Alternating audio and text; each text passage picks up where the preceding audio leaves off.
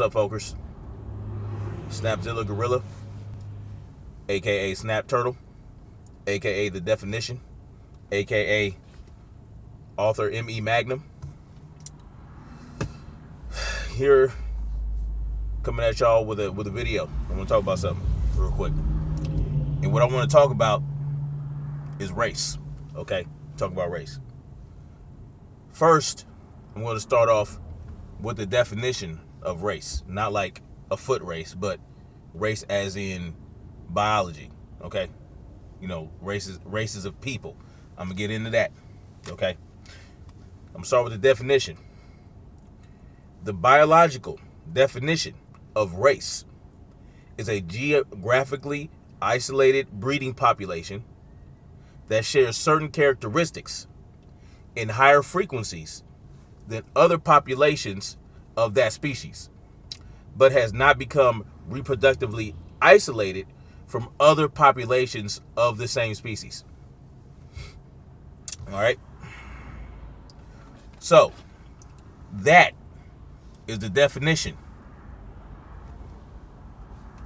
of biological race. Why am I saying that? Well, because some people like to say that there's no such thing as race, that we're all one race, the human race.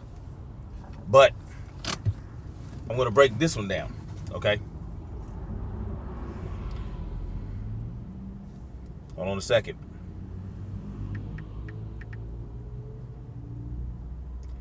Human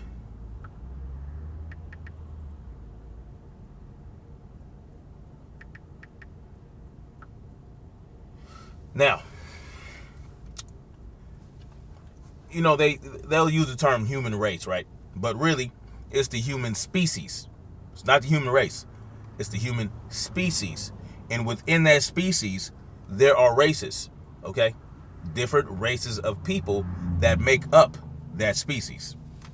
And the different sets of people, the different races of people that make up that species are not subspecies, because subspecies cannot breed with other subspecies. But except for lions and tigers. Lions and tigers are two separate subspecies that can breed, but their children cannot breed. Okay? Now let's get into the definition of human species. Okay? 1 second. Human species. A member of the species Homo sapiens. A human being.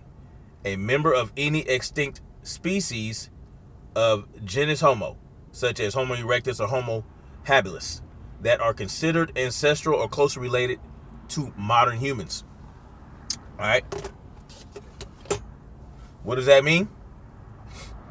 That means that the human race or the human species is not the human. When they say human race, that's not what it is. It's the human species. Okay? The human species cannot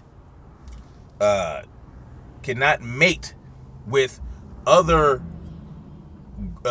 divergent groups from the same ancestral DNA strain or whatever. You know what I'm saying? Like, say, people like to think that we evolved from apes or from monkeys or some shit. No, we didn't evolve directly from monkeys and apes. No, we had a common ancestor, okay? And from that common ancestor spread out two different lines of genetic code that one ended up being a human being, another one ended up being a gorilla, okay? So, now that I got that out the way, now that we know what the definition of race is, biologically, we know that there is a such thing as a race, okay? There is a such thing as a race. It's not the human race. It's the human species. And within that species, you got different races, all right? Now, people also like to say there's no such thing as racism, but there is. When a member of a certain race thinks that that race is superior to the other race, that is racism. You know, that's being racist minded. You're essentially a racist. Now, when you put those racist thoughts into action, when you have the power to affect a certain race other than your own, and you affect it in a negative way based on the fact that you think your race is superior, that's racism. Okay? No matter how you slice it. Now you can make distinctions based on skin color. You can make distinctions based on the reason that your ancestors came from. At the end of the day, it's race. It's a race. There are racists. Okay? So people would like to confuse you by saying, "Oh, we're all one human race." No, we're all one human species. Like I said, and then so to go from there. They like to say there's no such thing as racism. But then they'll define racism in saying that, no, it's not racist. They'll say, oh, there are people that think that they're based on their skin color, that they're superior to people of different skin colors. You're talking about race there. That's racism. No matter how you slice it. Okay? There is a such thing also as systematic racism or systemic racism, based on the power structure.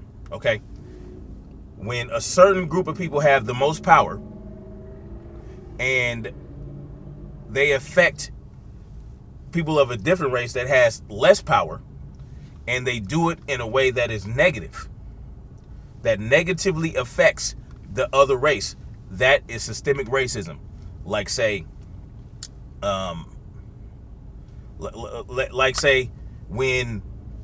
when a certain town in the 1920s in Tulsa, Oklahoma, built their own economy, built their own town, had their own hospitals, their own schools, had their own banks, had their own fire department, had their own police department.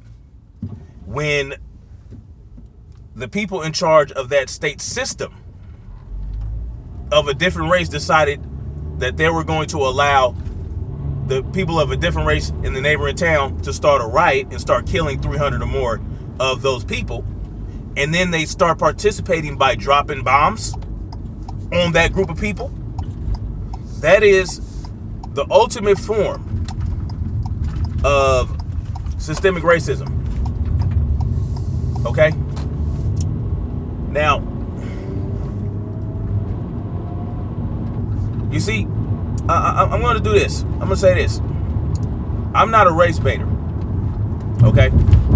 I'm not a race baiter. I don't see racism in everything that's done. But when I do see racism, and I point it out, 9 times out of 10 it's legit. Now, I'm not all about this racing is that racing. I'm not for that. I feel like in this country right here, everyone who is not part of the elite class. See, now we're getting into classism. Everyone who is not part of the elite class, who does not participate, who hasn't drank the Kool-Aid, who hasn't sold their soul to be a part of the cabal, are targeting every other human being within this country. All right? When you have the Agenda 21, when you have Agenda 2030, when you have the act of population control happening right before our very eyes, when they're setting that up, when they're forcing people out of their homes and into out of their homes in the rural areas and forcing them into mega cities, they don't care what race they are. The whole idea is population control, right? So everyone who is not part of this elite class, this elite system, everyone who has children that these sick people want to feed off of to enhance their perceived power is a target. Okay? Let me get that out the way. But I am not one of these black people that pander to white folks. I don't. I'm not gonna, You know what I'm saying? I'm not a black conservative. I'm not a black liberal. You understand what I'm saying? So I don't subscribe to the left-right paradigm. I don't subscribe to the cult of personality. I am 100% up and down. I don't vote. You understand? I don't vote. I don't believe in American politics. I don't believe in voting for someone to take control of you. I don't agree with voting for people to control me. I don't agree with 51% of the population voting on who is going to be our master. Who's going to be the master of the other 49%. I don't agree with that. I don't rock like that. I'm a true freedom lover. I'm a true freedom lover. I believe in having no rulers. I don't need someone 3,000 miles away ruling over me. I don't need anyone having power over me and my family, or anyone in my extended family, or my friends, or anybody in my community who are of like mind. I don't agree with that. So you won't catch me going out my way to prove that I'm a good little black conservative boy. No, it ain't happening. It ain't happening. I'm not going to go out my way to ignore racism. I'm not going to go out my way to defend the police to no end, even when I know they're wrong. You won't catch me doing that. I am very anti-police. What does that mean? That means that I do not believe in armed, uniformed thugs running through the neighborhoods, beating up on people, extorting people. You know what I'm saying? Dictating who can drive where and how fast, and just all around just being assholes to everybody because they have no competition. There's no competing group or no competing outfit that could possibly be competition to take the business away. Then they don't have to operate with any sort of decorum or politeness. They can just be straight up assholes. They can do what they want. They have absolute power. I don't believe in that. But I'm not going to sit up here and allow that to blind my perception to the fact that there is racism. There is. Now,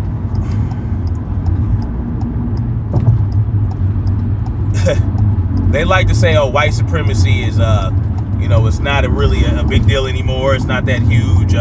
There's more black on black crime than blah, blah, blah. Let me tell y'all something, man. I did a presentation. People like to go to these FBI statistics that point out that black people commit so much percentage of the crime, and then it's against other black people.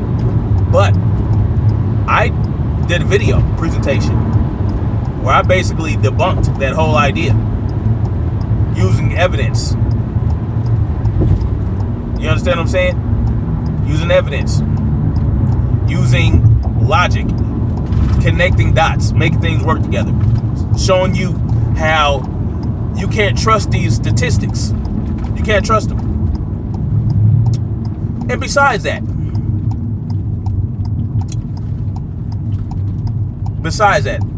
even if that's true, let's talk about how it came to be. Because people, certain black conservative YouTubers like to point out how, oh, look at the white neighborhood, it's so clean and serene. Look at the black neighborhood, it's a crime and this, that, and the third, and oh, look at that. Well, you can tell that those people are either blind or full of shit. Let me tell y'all something. I lived in Compton until I was 13 years old. It wasn't the greatest neighborhood. It was kind of raggedy. There was a lot of crime. It was close to Watts. Watts had a lot of crime. this, that, and the third. A lot of projects in those areas, Jefferson Downs and all that other shit. When I was 13, we moved to Windsor Hills, View Park. When my parents came up a little bit, you know what I'm saying, financially, and were able to get up out of Compton. Because let me tell you what happened in Compton in 1994 and 1993. Kelly Park, which is home of the Kelly Park Crip, got blown up by some Bloods. Okay, it was a really bad shootout. A lot of people died. Anyway, we moved out of there.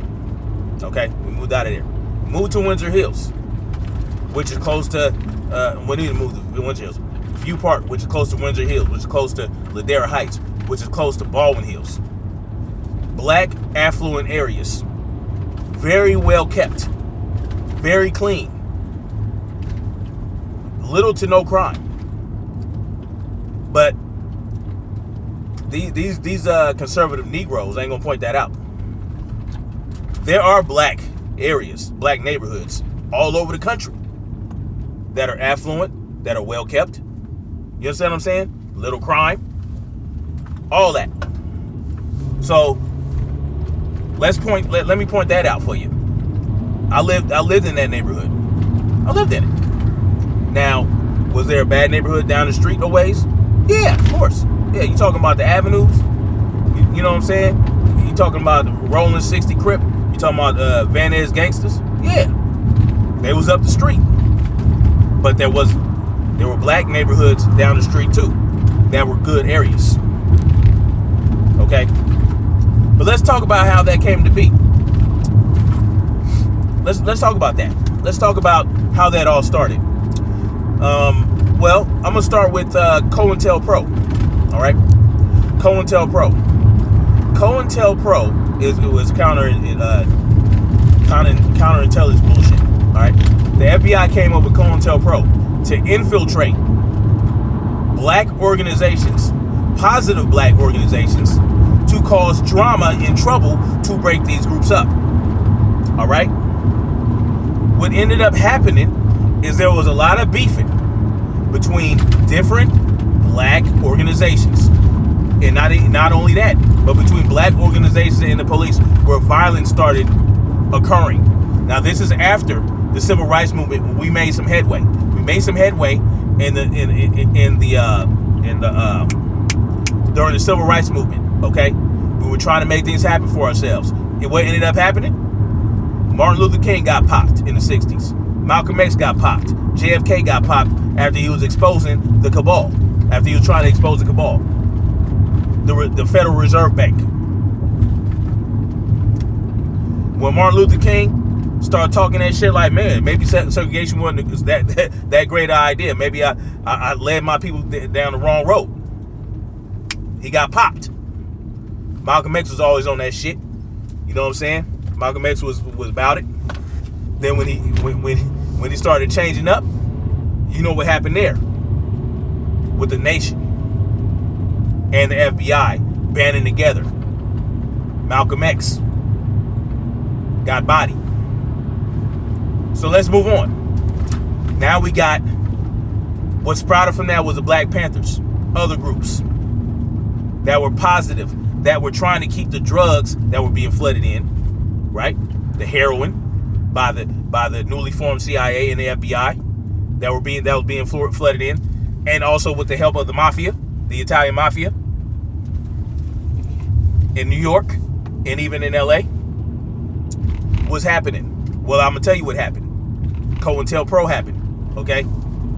And then you have that. So what happened alongside COINTELPRO? Damn, what the hell? What happened along with COINTELPRO? Can anybody tell me? I'm gonna give you 5 seconds. Hold on. 5, 4, 3, 2. The war on drugs. The war on drugs. A la Nixon. What did the war on drugs do? What did the war on drugs do after they started flooding the streets with drugs? Where our black asses was going to Afghanistan and shit? Or in South America? Bringing back Poppy? No, no, no. The war on drugs. Set us up, knock us down, right? What happened then? Oh, let's start planting drugs on people. Let's start planting drugs on black fathers. Start locking up the black fathers. So now you have the removal of the black father from the family structure, from the black family structure.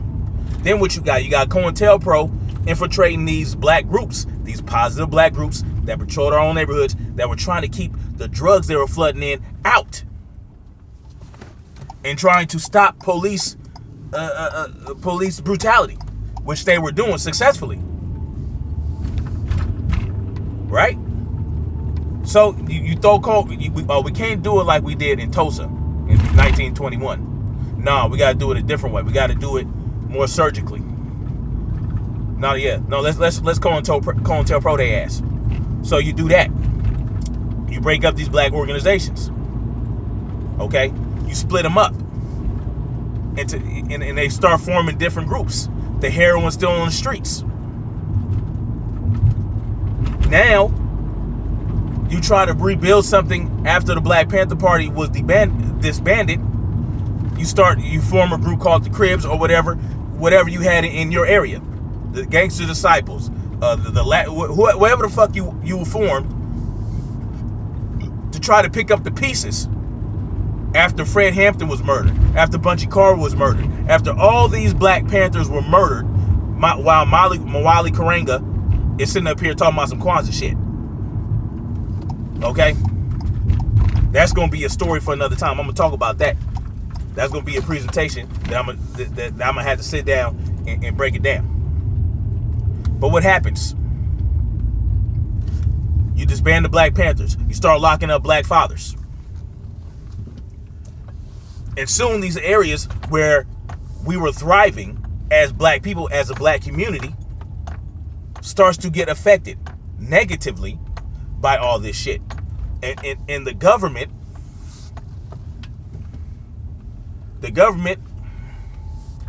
is instrumental in making this happen. They wanted to keep the black man down. Facts. They wanted to keep the black community down. Yeah, sure, they want to control the entire population, but they don't want Negroes bucking. They don't want Negroes getting bold. See, they can want to control and reduce the entire population and still want to keep a particular group down even further than everyone else, and that's the black community. So you start with bombing the shit out of Tulsa, Oklahoma. Oh, these Negroes, when you give them time to build and to grow, and you leave them alone, leave them about their own business, and don't interfere with their everyday lives, you mean they can build communities? They can build hospitals? They can build fucking schools? They can do all that? Nah. We can't have that. Right? Then you got let's slavery, Jim Crow. Everybody talks about that. But let's talk about Tulsa, Oklahoma, and beyond. Everybody thinks it all stopped with Jim Crow? Is that what everyone thinks? No. It did not stop with Jim Crow. Okay, so now you got the civil rights movement all fucked up. Leaders murdered. You understand what I'm saying? By the government.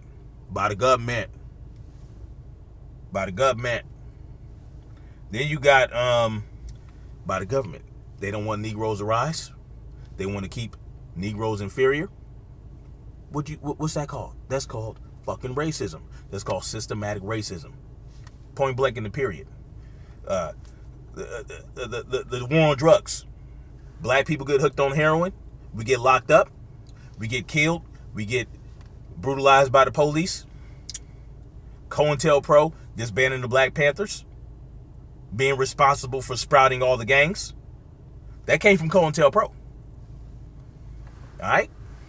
And now, let's move on from COINTELPRO in the start of the gangs. What happens in the 80s? The crack era. The crack era. Flood the black areas with crack. We already got them hooked on this drug, right? Heroin, which was held up to be some type of miracle drug that make you feel real good. Black people got hooked on it. Maybe that was our fault. That was our fault. We can take some blame for the shit. We didn't have to start slamming heroin. We didn't have to. But when it was presented to us, we didn't know the negative effects. It was used in opium dens in China, you know what I'm saying? Whatever the case may be. But the fact of the matter is, our streets were flooded with it. And then when you start beating the community down, and they run into something like heroin that kind of gives them a relief, gives them a respite from all the pain and all the drama and the trauma that they had gone through throughout their fucking lives in their own communities. Then you got the crack era. The crack era. Ooh, that crack era. Ooh, that was something else. Listen. The fact that the crack and the heroin was flooded in predominantly black areas so that black folks can destroy themselves, so that their communities could never thrive, so that these gangs could grow and grow and grow and terrorize their own people. To me, that sounds like systematic racism. The fact that some poor white areas had those same effects is just collateral damage. Just like with HIV, you know, some people think that HIV was a virus created to specifically target black people. But what happened? White folks started fucking black people, and white folks was getting it too. That's a theory. What's the point? The point is there's fucking such thing as racism. All right, let's not be stupid here. Okay. Now, are there people out there co-opting the term racism, like white liberals? Yes. They might be, and I believe they are, more racist than some conservative white folks, or, you know, the kind of white folk you would think would be more racist. But what makes the Democrats more racist is the fact that they actually do think that they're superior to us, and that they have this paternal thing going on where they feel like, oh, we need to take care of the poor black people because they can't do shit for themselves. And deep down inside, they really don't like your black ass. And so they come with these microaggressions. That's even more dangerous than somebody can call me a nigger to my face from the South.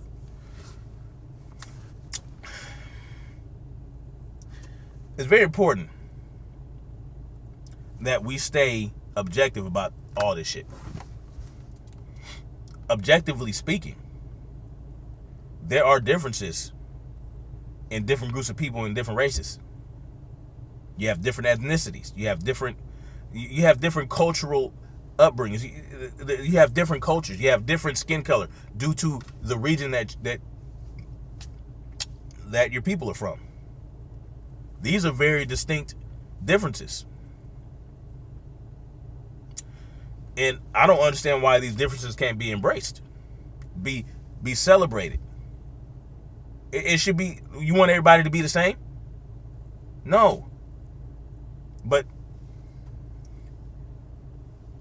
we can't ignore the differences. We can't say, oh, there's no such thing. No, come on. You can't ignore these differences. They're there.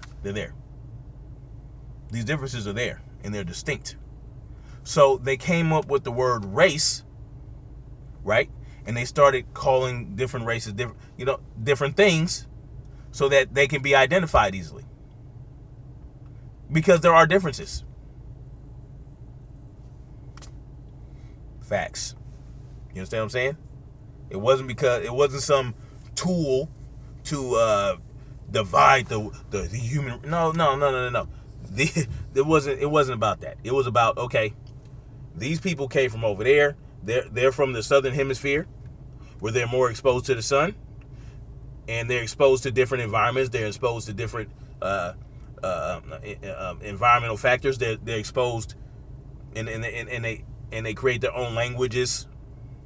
Their skin tone is different, and based on the region they're living in, they'll have different bone structure. They'll grow to different heights. Their skulls might be shaped differently. All these are differences. But the people in the southern hemisphere can have babies with the people in the northern hemisphere.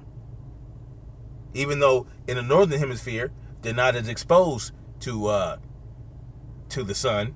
They don't necessarily get their vitamin D from the sun. They can get it from certain foods. Whereas people from the southern hemisphere have to get most of their vitamin D from the sunlight. They have not yet adapted to just being able to get vitamin D from certain foods. Their bodies react differently in the way they receive vitamin D than the people in the northern hemisphere. They have to get their vitamin D from foods. These are distinct differences. Are they not? And they just said, look, you have a species of human. We can't call, there's no subspecies of human because these people can mate. So they're no longer, there's not a subspecies to the human race or to the human species, right? Like with cats. Cats have subspecies. They have lynxes. They have tigers. They got lions, cheetahs, cougars, jaguars. None of these can mate with each other. So they're subspecies of the cat species. It's like dogs. Dogs have different species. They have many different disparities within that species. A disparity means that different types of this, that, and the third. You know what I'm saying? We're not dogs. We're not cats. We're humans. So that's where our species ends. We have the human species, and from there you have races. You can call it what you want. It is what it is. Those are biological facts.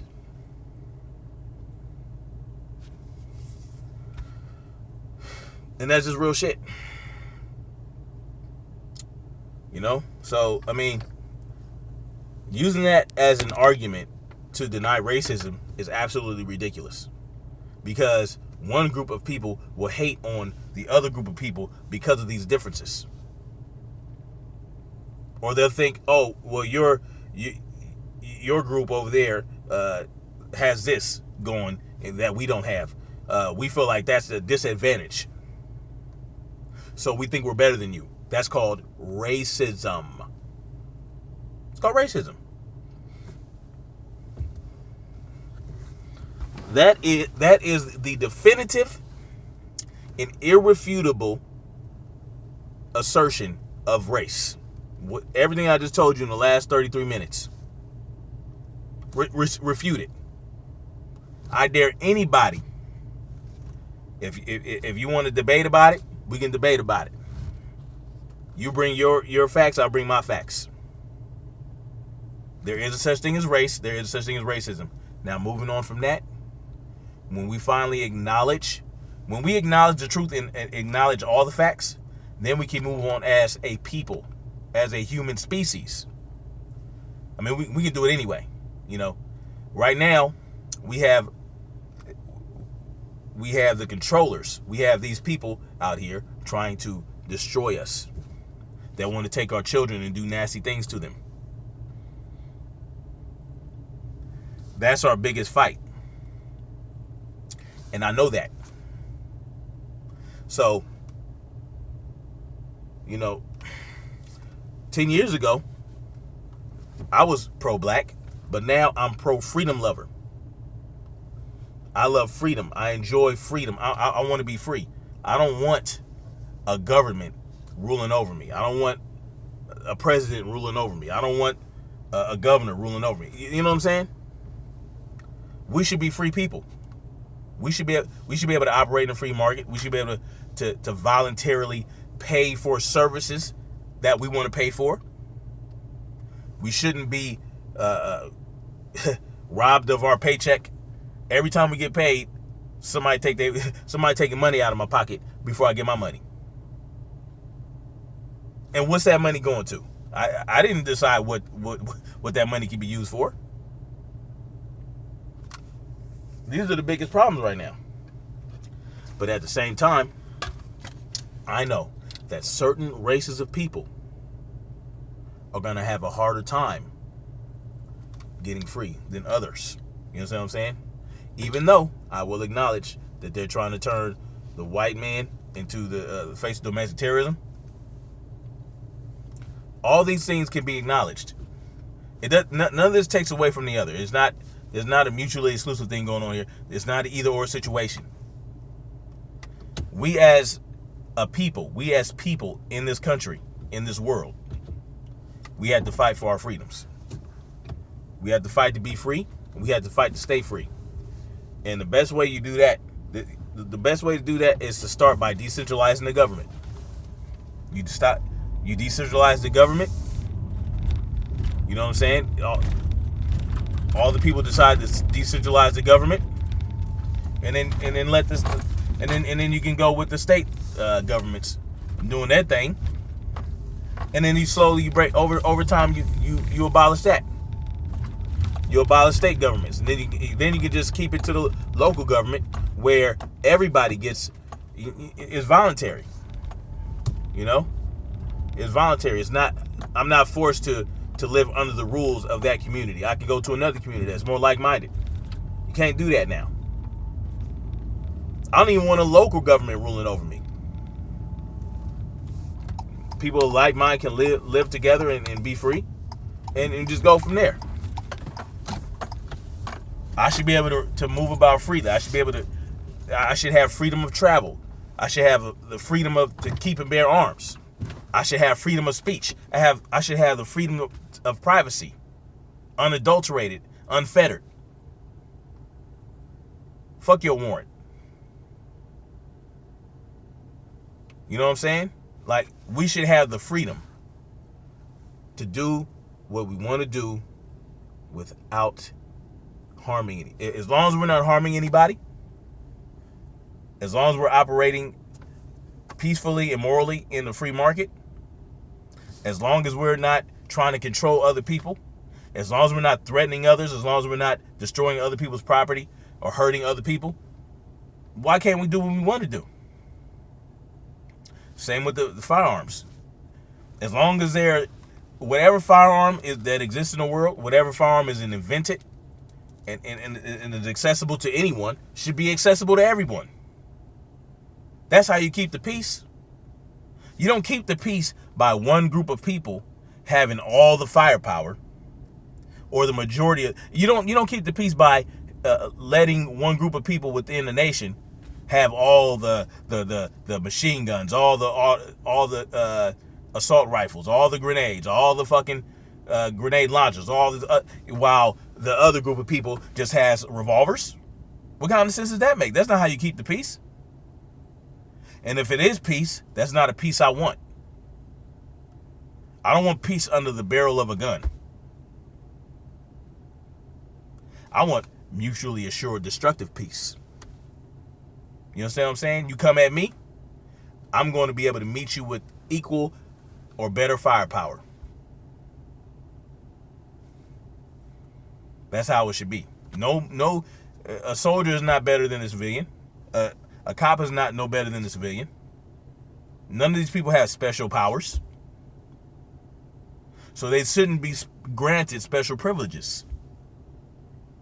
They shouldn't be above the laws that they're the laws that they are sworn to protect. No, they should be held at a higher standard for breaking the laws.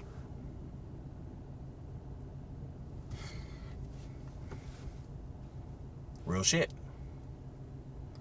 You know, I think I was talking to somebody.